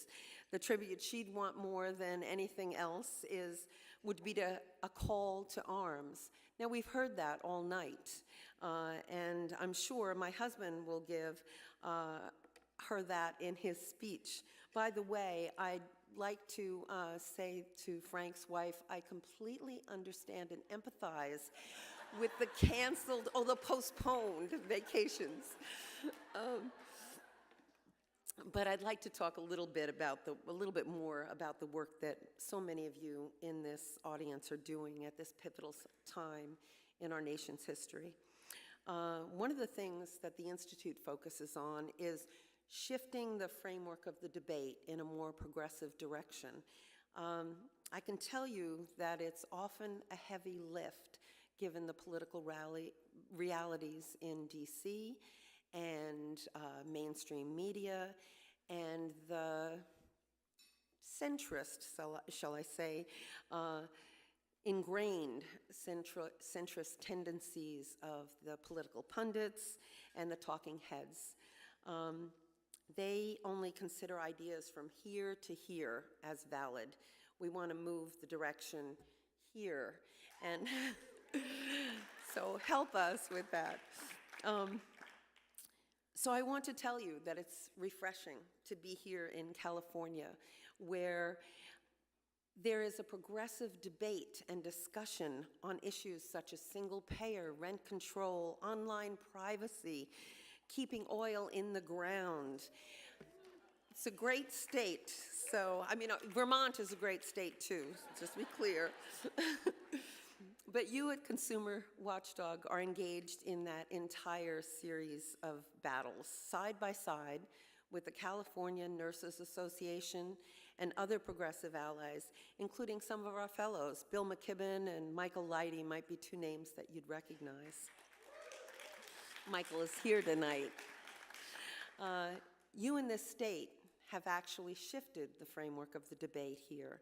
Real issues with serious implications for your residents are openly discussed and are moving in a progressive direction where the people make the decisions, not the special interests. Direct democracy, and that's what tonight is all about. Now back to RoseAnn, whether she likes it or not. Everyone who knows RoseAnn knows she's a force of nature. Who hasn't been charmed by her beautiful smile and sparkling eyes? But who hasn't learned that they belie a steel will behind them? She works incredibly hard on everything she does. She's very passionate. I've worked with RoseAnn on a number of issues, and we have become good friends, colleagues in the fight for justice. As I'm sure you know, she has a keen intellect, an intelligence that is combined with a bit of impatience. I mean, how many of us have been at a meeting with her when she's working on business, and somebody might want to chit-chat or talk about something else. Yeah, that's good, but we have to get this done right now. So, but she's incredibly dedicated to the people of this nation. I don't want to give you the impression that she's all work and no play.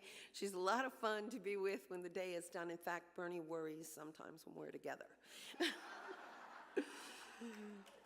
But it's her focus that brings us all here tonight. RoseAnn is a strategic thinker. She has an analytical mind that maps out how we get from where we are now to where we want to be, and always has. She's always mindful of developing both a short-term and a long-term strategy. Committed to many of the issues facing California today, she has spent her life consistently voting for the public, not voting, but voting too, but fighting for the public good. RoseAnn's leadership in NNU, the National Nurses United, and the California Nurses Union have made the nurses some of the most powerful voices in America. RoseAnn DeMoro, yes, let's hear it for the nurses. RoseAnn DeMoro and the unions she built have led the fight nationally for Medicare for All. And that is not hyperbole. It is a recognized fact, and we will all know when it happens who to thank.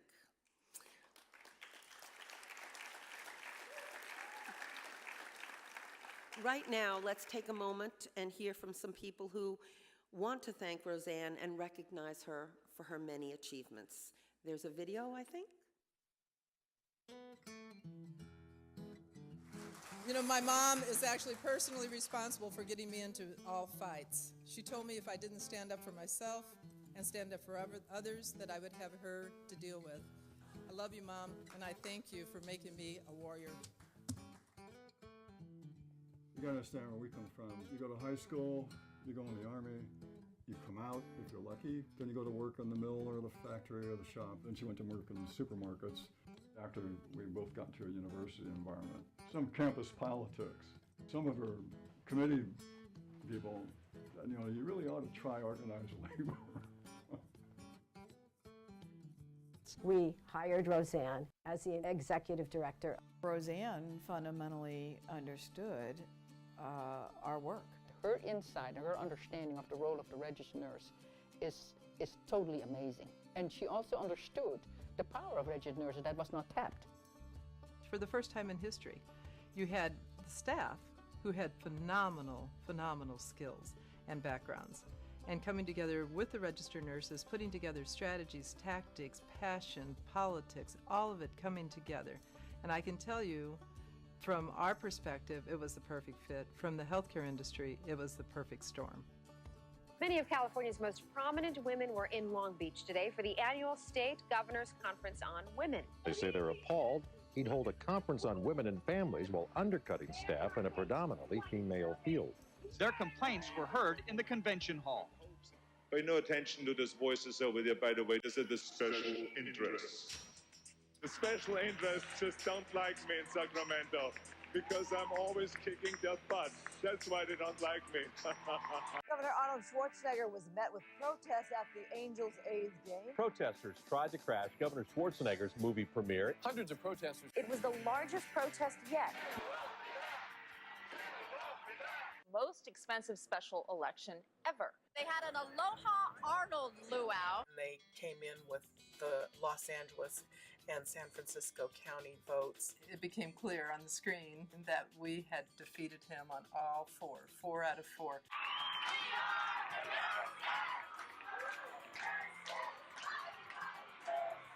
CNA focused on patient advocacy.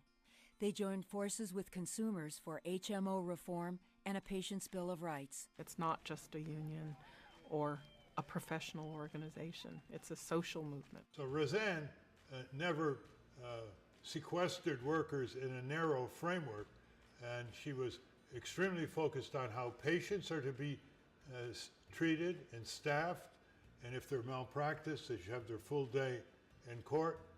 She fought against the notorious micro law that Governor Jerry Brown signed. What nurses have learned is that that patient in their bed is a product of their culture. So are they homeless? Do they have a job? Do they have health care? You know, what's happening around their lives? When a nurse looks at a patient, she's not just looking at the patient's, you know, whatever the patient's symptom is, she's looking at their life. The force of nature that she is, which is a woman that it is almost impossible to say no to. Pre-existing conditions. What the hell is a pre-existing condition, right? That means you're sick. These are our patients. These are our people. This country doesn't belong to the corporations. It belongs to us.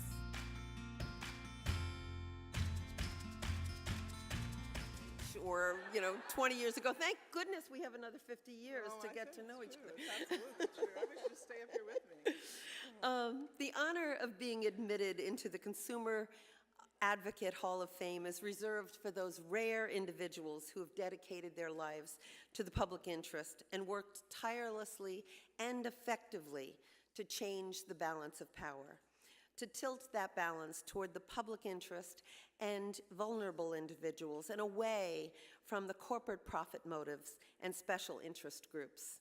Tonight, RoseAnn will be the 14th inductee in the Hall of Fame. Many prior individuals are here tonight. They are patients, attorneys, community leaders, families who have lost loved ones to injustice and fought back. Most are not household names, but their life's work is felt in the households and communities across America and the nation. RoseAnn is the first labor leader to be admitted into the Consumer Advocate Hall of Fame.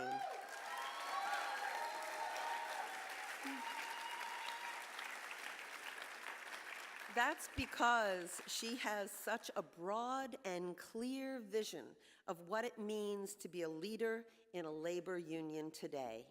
She has used her position to not only represent and the interests of the workers, the nurses she's represented, but also to advocate for patients' needs, address issues in their communities, and stand up for the public interest.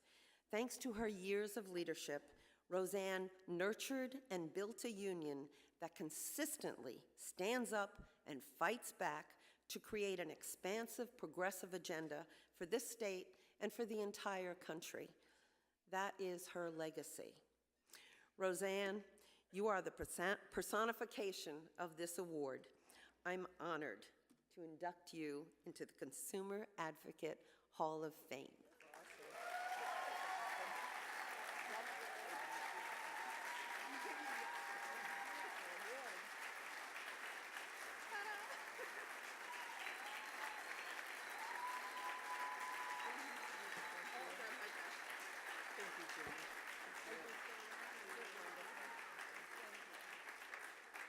Hey, is that awesome to be inducted into the Hall of Fame by Jane Sanders? I mean, that's as good as it gets, right, nurses?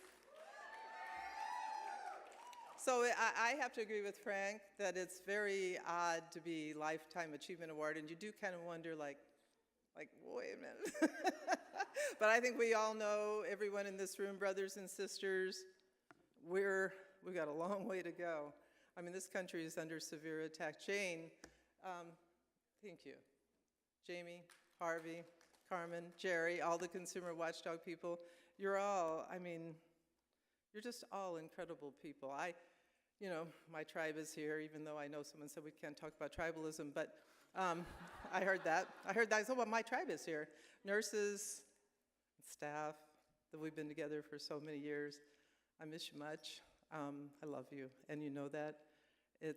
I've just had the incredible privilege of working with the angels, and I do think that I can't imagine a better lifelong career than fighting for social justice with the people who care for the very, very fundamentals of humanity. And I thank you, nurses, for joining with for being so different, for having the vision and the courage and the foresight to know that these consumer attorneys who are in this room are with you. We are all one, and we've got a long, long way to go, but we can change this nation, and we are changing this nation. And I know it. I think the thing that you need to know about the nurses and why our union is different is our union. That is because the nurses don't just see themselves in some myopic way, that this is just about me, this is my union, and this is what most unions do, by the way, if you wonder what's wrong, in terms of narrow self-interest, but that basically the humanity of their patients comes first, and you do, and Jane said it. You have to care about the social conditions affecting those patients in order to actually be a patient advocate. And our nurses know that, and they fight for that, and they see it. And single-payer health care is a prime example of that. We have a governor coming into office, Gavin Newsom, and we were the first organization to endorse him, correct? Yeah. And he's a single-payer advocate, and I'm really sad that Villaraigosa down here is now talking poorly about single payer when he used to talk positively about single payer years ago. It's very sad when that happens.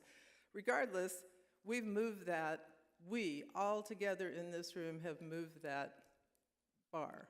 I want to say that I have one great disappointment in Consumer Watchdog. I think I have been the person who has been on the front lines forever asking Harvey Rosenfield to run for insurance commissioner in the state of California.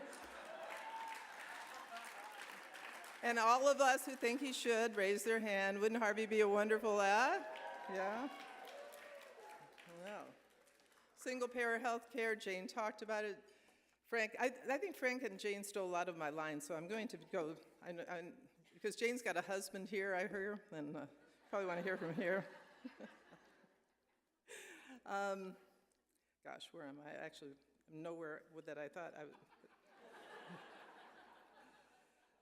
I think that I think you saw in the just a clip in that video of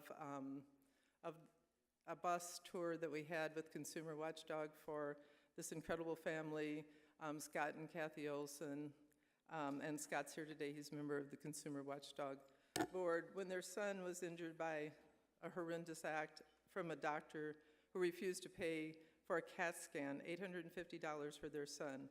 And because of that, their son suffered vision loss and brain damage. And today, and it was unbelievable. We went everywhere. The courts awarded the family $7 million for little Stephen's pain and suffering. But because of the nasty right-wing law in 1975 called MICRA, which is the Medical Injury Compensation Reform Act, that amount was knocked down to $250,000. That's very good. Very good. Thank you. And you're not even with the nurses, and you've got our... But you've got to understand that there's public outrage against MICRA. The editorial boards are even against MICRA.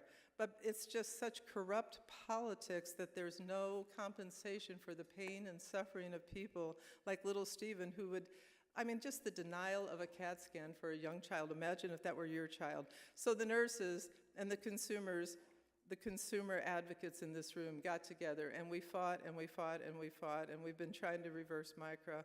And it's, I'm really hoping that Gavin Newsom has a sympathetic ear on that issue. I really do. And I think we should put a lot of pressure on Gavin when he gets in there, because we were really responsible in many ways for the fact that we moved that, right? And, but I use that example also to symbolize when I say the nurses go beyond the bedside. Kathy Olson died recently, the mother of little Stephen, and she was 59. She died too early. And, but she died knowing that the nurses were there and you all were there, and you would always be continuing to fight the fight against MICRA. And I'm obviously hoping that Senator Sanders picks that issue up along with the many other issues that you've seen out there and does something, right, to change that. It has to be changed. So 32 years with the Angels and the staff, and I thank you again. I think that I loved my staff, and Bonnie Castillo, who is a long-term staff person, is now the executive director, and I'm very happy about that. Michael Leidy, who Jane recognized as a Sanders Fellow, has been like the face of single-payer health care and has gone out and advocated it forever. We've got some really fine people in this organization, and I love them and I miss them, but I think we're going to be seeing each other on the campaign trail in relative short order. And I know that the Washington Post is here. Dave Weigel, one of my favorite reporters, even though he says bad things once in a while about me. I'm hoping that happens, Dave. So 32 years, and Frank went on and talked about that and, all the sacrifices, and Jane noted it. I have some regrets. 32 years with the nurses is a very long time. I feel like, I lived my life there. I grew up there. In some ways, we were all very young. And I just, but one second here. I just do want to acknowledge the presidents we have co-presidencies of the National Nurses and the California Nurses Association. If you could just stand up, Jean and Deborah, Zinni, Melinda, and just be recognized, because you guys are like amazing.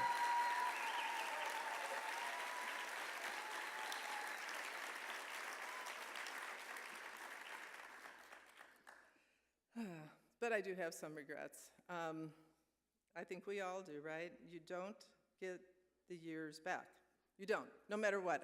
So I like unofficially retired in March, and at first I was like, whoa.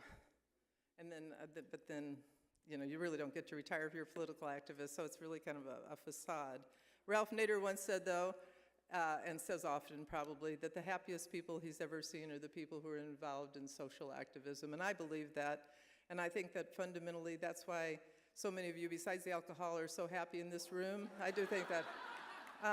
Because you feel proud, right? And I'm proud of everyone. I think everyone has said that and acknowledged that. It's every single one of you that are in this room and supporting Consumer Watchdog. And Jesus, Jamie, you work your heart out, and Carmen and Harvey and Jerry. You just work your hearts out for so little, and we love you. We do. I mean, we really do. Just know that. Know that. No, I'm just very proud to know you.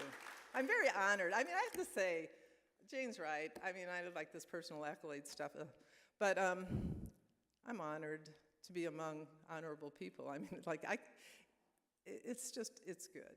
But in terms of my regrets, yeah, I have some. I want to be younger. You know?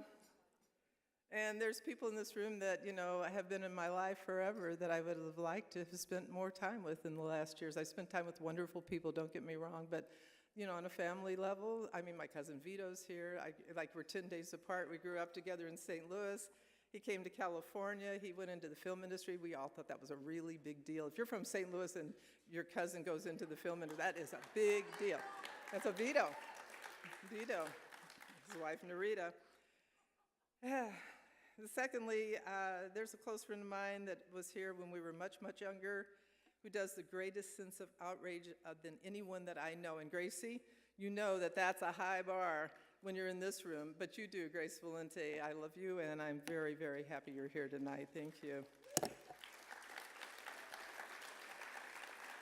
And lastly, you know, not Jane and I would go back and forth on this one because we like, but my bright, charming, loving, hilarious, handsome, just joy, my son Derek is over here, and his wife Jennifer, who's next to Bernie over there.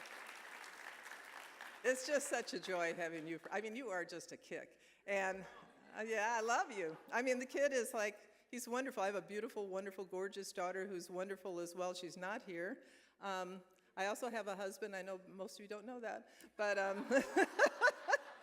he is, we live in Northern California, and I do appreciate, Frank, your work on the fires because I am in Napa, and I see the hell that the people in Sonoma and Napa are going through, and it just missed my house barely, that fire, because of PG&E's negligence, it appears. But my husband, no, he is not here because he doesn't, as he said it, he doesn't like planes, he doesn't like events, and his favorite quote is Barfly, Mickey Rourke, where it says, "It's not that I don't like people, I just notice I feel better when they're not around." That's my husband. He's a dedicated intellectual, political activist, but he, events, this is not his thing. But my son, he's up for everything.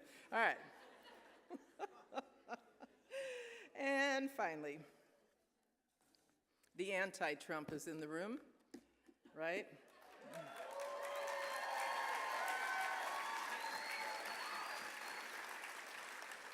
Derek, I just want you to know that if you think I was away a lot, check out the people who are sitting next to you. The Sanders family, my other family now, I consider my, yeah. I don't know if you all saw Bill Maher last night. Bernie was on it, yeah. He got a standing ovation. You don't get standing ovations on that show. You do not. And Bernie got Bernie. I mean, Bernie is like the most popular politician in America. He ran for office. Running for office was just another vehicle to basically speak truth, right? I mean, like, let's wake the nation up. He shook this nation awake. And there is no reporter. Dave Weigel was reporting on it. Nobody else was reporting on it. Dave, they caught up with you. They're all reporting on it now, that Bernie Sanders has changed the Democratic Party. At least they act like it. Whether or not they actually change it, so we'll see how much that's changed. But the phenomenal coattails of this man's energy and campaign, all the legislators who are winning across this country now, who are progressives that are running for office and winning. We don't need phonies in this country. We need the real deal, right?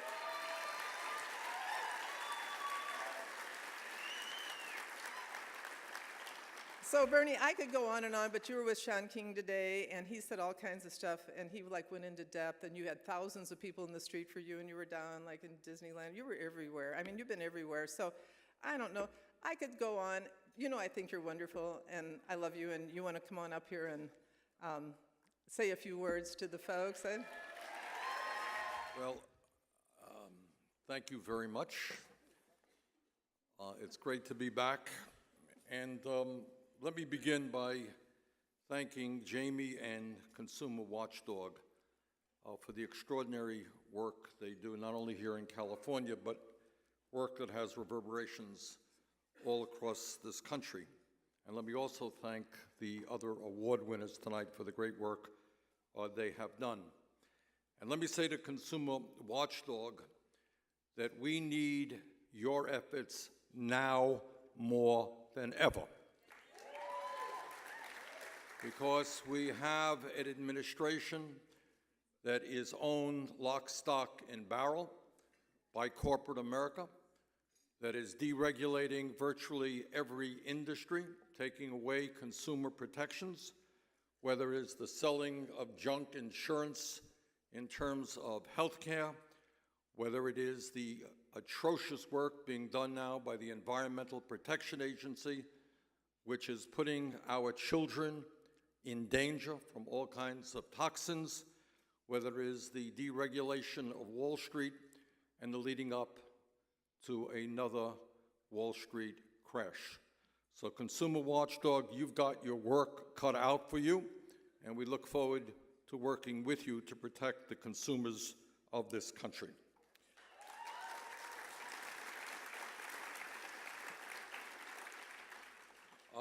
But the reason that Jane and I are here tonight is primarily to thank and appreciate a wonderful American and a very good friend of ours, the recipient of your Lifetime Award tonight, RoseAnn DeMoro.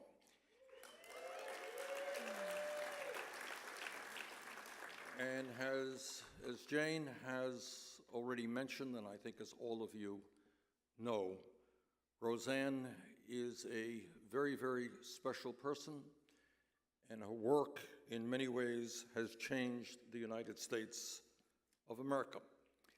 The truth of the matter is, not to offend any doctors who may be in the room, but the backbone of medical care in America are the nurses.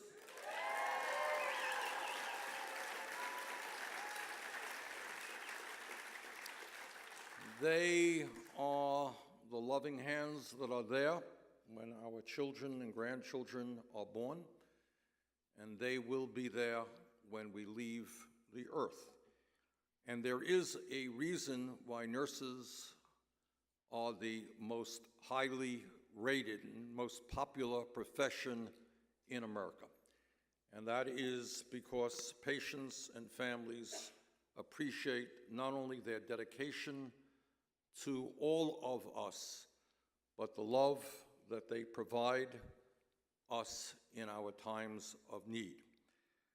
And what RoseAnn has done, which has had national reverberations, not only here in California, is made it clear that nurses cannot do their job unless they are well paid and respected, unless the nursing ratio for patients is a ratio that works for patients, and unless basically they are given the opportunity to do what they have dedicated their lives to do. So when we talk about the kind of quality health care that we want in this country, we need the nurses to be able to do the work that we know they can do, to take care of us in the way that they want to take care of us. And RoseAnn DeMoro has helped lead that fight all across this nation. So thank you for that, RoseAnn. But RoseAnn has led that fight not as a disinterested intellectual. She has led that fight as the leader of one of the great unions in America. And in my line of work, I work with unions every single day, and there are a number of really good unions in this country. But there is no union that I know of that is stronger, more democratic, and has a stronger educational effort, making sure that every member of that union knows exactly what the issues are and what they are fighting for. No union does it better than the CNA and the NNU. So, RoseAnn, thank you very much for that.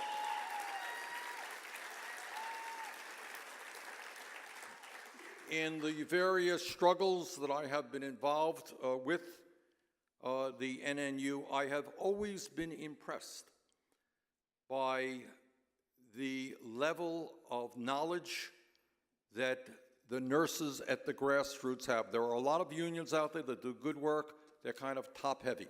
People on top make all the decisions.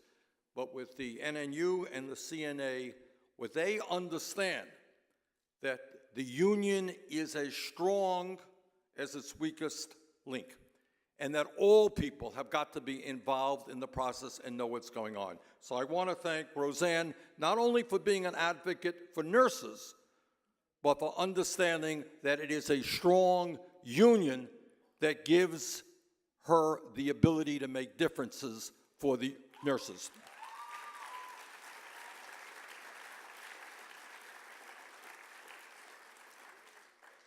I remember an article I read a couple of years ago, and RoseAnn was quoted in the article, and it was really a very profound statement, and I think Jane mentioned it, and RoseAnn touched on it as well, and it happens to be profoundly true, is that at the end of the day, the nurses see all of the social problems facing our country.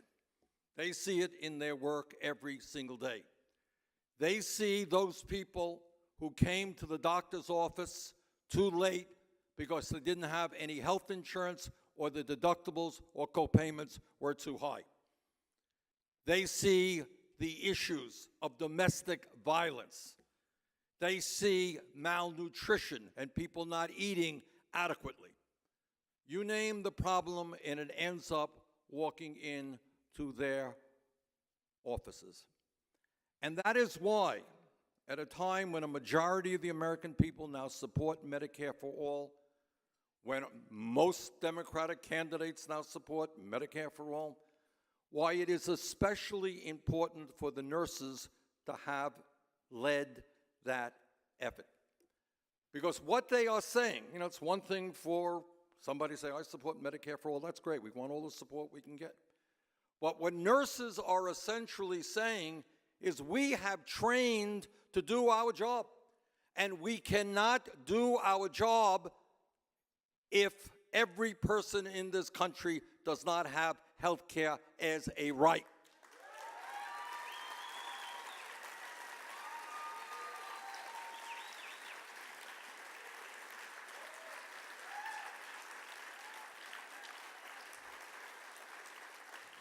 We cannot do our job if 1 out of 5 Americans cannot afford the prescription drugs that they need. We can't do our job if deductibles and co-payments are so high that people don't go in and get the medical care they need because they don't have the necessary money. So what is interesting, all over the country, people support Medicare for all. But what the nurses are saying is, we want to do our job. We cannot do our job unless health care is a right in this country and not a privilege.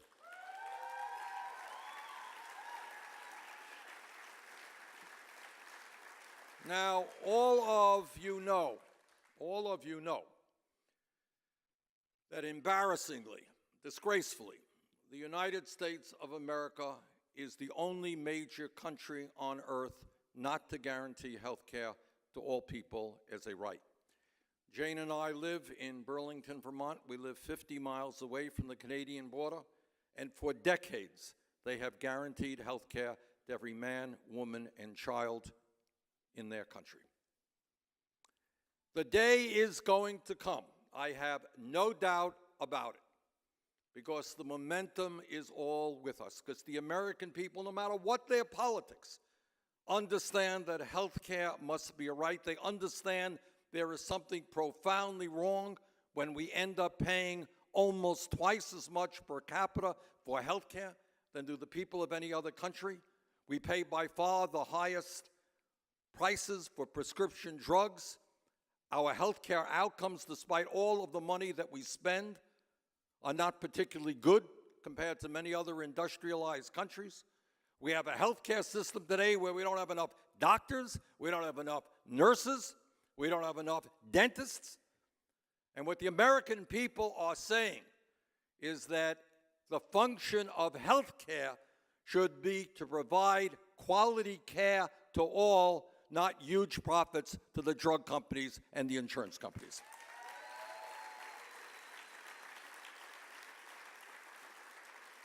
So the momentum is with us. A couple of years ago, when RoseAnn and I talked about Medicare for all, we were told that's a fringe idea. You're an extremist. The American people don't want it. Well, I trust you all know that virtually all of the recent polls show that a majority of Americans do want it. They like the idea of Medicare, and they want it expanded to every man, woman, and child in this country.